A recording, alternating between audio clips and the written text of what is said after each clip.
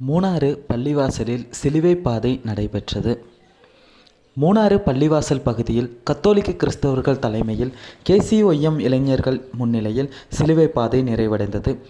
உலகின் மீட்பரான கிறிஸ்து இயேசு அன்று கல்வாரியில் அனுபவித்த துயரங்கள் நினைத்து 14 நிலைகளில் தியானித்து திருச்சிலுவையுடன் இணைந்து விஜயபுரம் மறைமாவட்டத்தின் கீழ் செயல்புரியும் மூணாறு மவுண்ட் கார்மல் பேராலயத்தின் கிளை பங்குகளான அனைத்து தேவாலயங்களுள்ள KCOM இளைஞர்கள் பங்கு பெற்றனர். சாந்தன்பாறை, சூரியநெல்லி, PL ராம், பூப்பாறை, மூணாறு, மாட்டுப்பட்டி, பள்ளிவாசல், ஆனச்சால், குண்டலை, எல்லப்பட்டி உள்ளிட்ட அனைத்து தேவாலயங்களிலும் KCOM இளைஞர்கள் பங்கு பெற்றனர். 50க்கும் மேற்பட்ட KCOM இளைஞர்கள், 5ற்கும் மேற்பட்ட பங்கு தந்தைகள் பங்கு பெற்றனர்.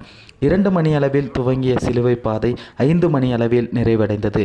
இறுதியாக அன்பின் விருந்தும் வழங்கப்பட்டது.